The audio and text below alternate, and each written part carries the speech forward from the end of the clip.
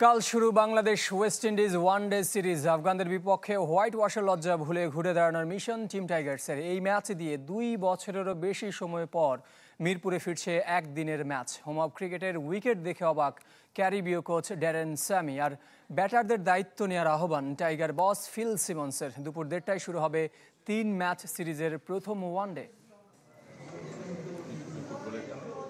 কামিনী বিদায় নিলেও মিরপুরের উইকেটের চরিত্র বদলাচ্ছে না, অন্তত ওয়েস্ট ইন্ডিজ সিরিজে। টনি হেমিংকে নিয়ে উইকেট দেখার কাজ সেরেছেন ফিল সিমন্স, মোহাম্মদ সালাউদ্দিন ও মুশতাক আহমেদ। মিরপুরে যেমন উইকেট থাকে তেমনই, কোনো পার্থক্য নেই। স্পিনাররা সুবিধা পাবে, এটা আমাদের জন্য ভালো। ক্রিকেটার হিসেবে মিরপুরে বহু ম্যাচ খেলার অভিজ্ঞতা আছে ড্যারেন স্যামির। তবে এবারের 22 গজ দেখে অবাক ক্যারিবিয়ান কোচ। তার ক্যারিয়ারের কোথাও এ ধরনের উইকেট দেখেননি দাবি ড্যারেন স্যামির। আমি কোথাও এমন উইকেট দেখিনি, তবে এটা বলতে পারি পিচ যেন আমাদের চিন্তা নিয়ে খেলতে না পারে সে চেষ্টা করব। নিজেদের স্কিল আর পরিশ্রমের উপর ভরসা রেখে খেলতে হবে। আমাদের প্রস্তুতি ভালো হয়েছে, মাঠে সেটাই প্রয়োগ করতে চাই। প্রধান নির্বাচকের মতো টাইগারদের হেড কোচও জানালেন ক্যারিবিয়ান দলে রশিদ খানের মতো স্পিনার না থাকা ইতিবাচক।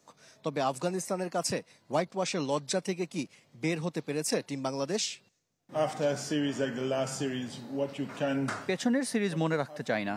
আমরা জানি যতটা খারাপ খেলেছি এর চাইতে আমরা ভালো দল, এখান থেকে বের হয়ে আসতে হবে।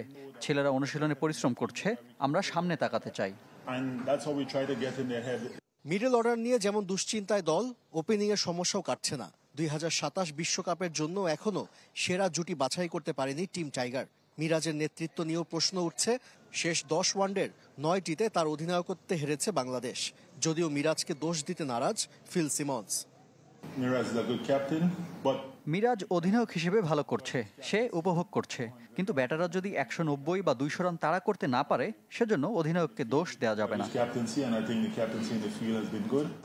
সবশেষ বাংলাদেশ সফরে ওয়ানডে সিরিজে হোয়াইট ওয়াশ হয়েছিল ক্যারিবিয়ানরা, যদিও গেল বছর নিজেদের মাঠে প্রতিশোধ নিয়েছিল ওয়েস্ট ইন্ডিজ। বাংলাদেশকে সমীহ করলেও সিরিজ জিততে আত্মবিশ্বাসী সফরকারীরা।